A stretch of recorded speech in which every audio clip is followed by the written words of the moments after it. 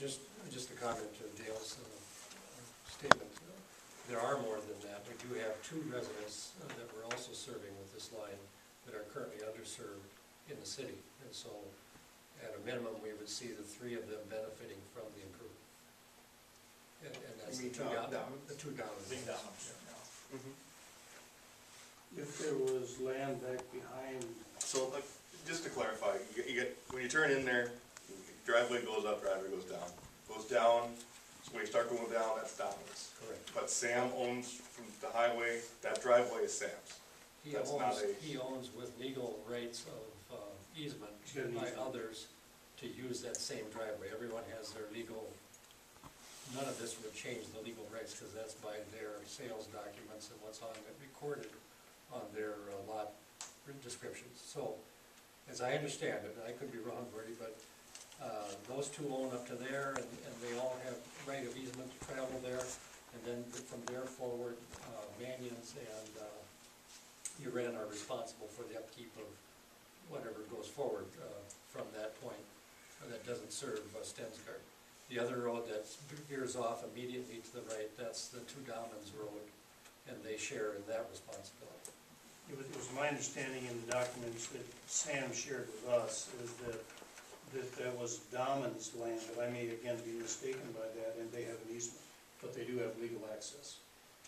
And the other thing, what happens, if I recall the diagram that he showed us, was that the road that almost goes through his yard, I believe, or part of his lot, that serves the 2 lots behind him.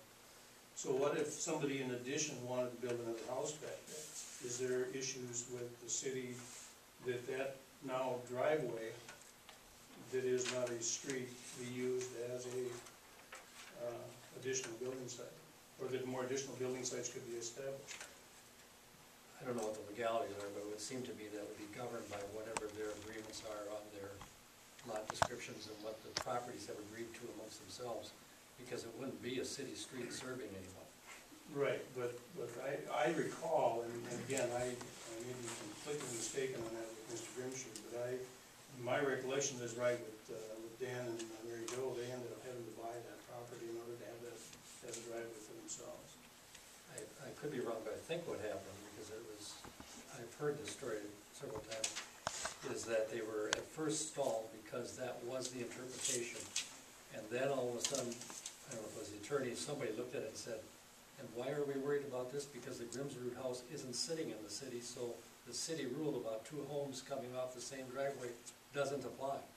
Now, And that's when it went through. Was it not a discussion that we had with Mr. Sexauer when he wanted to access that his property off that same road? Which road? The one going back to Grimshaw?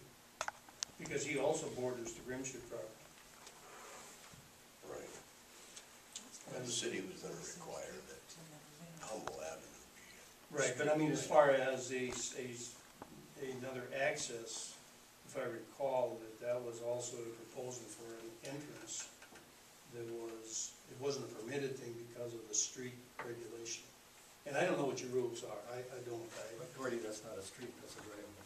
No, it is, yes. It always has been, and so if there was an issue, it had to be with the property owners who owned the land. Okay. And that could have been, I don't know.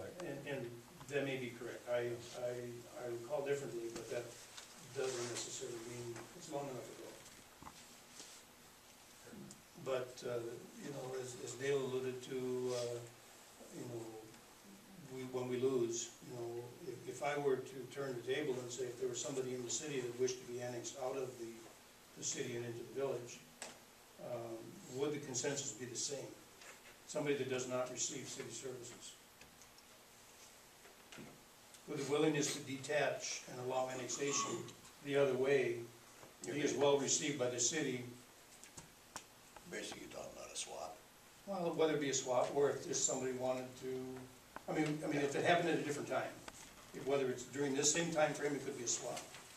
But if it were that Sam wanted to be served, and we're not going to stand in the way of that.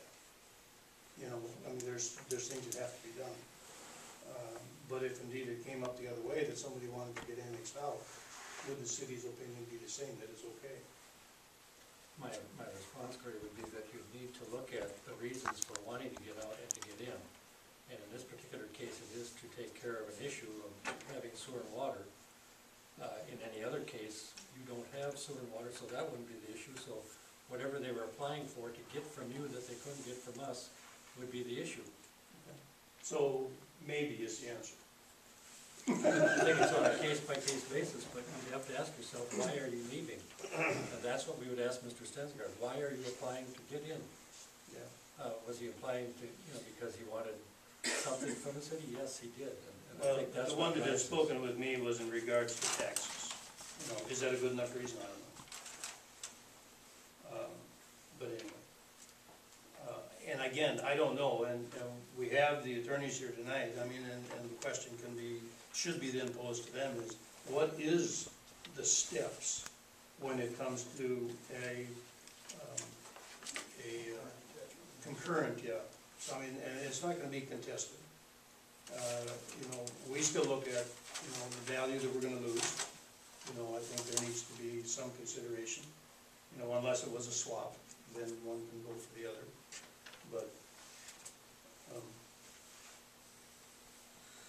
unless somebody else knows the answer, I don't know.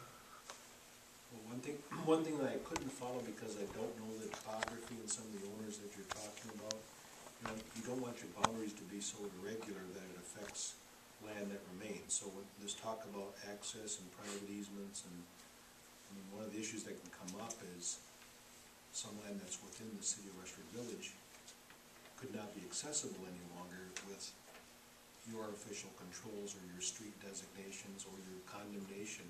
You might not have access to a development because now it's sitting out here.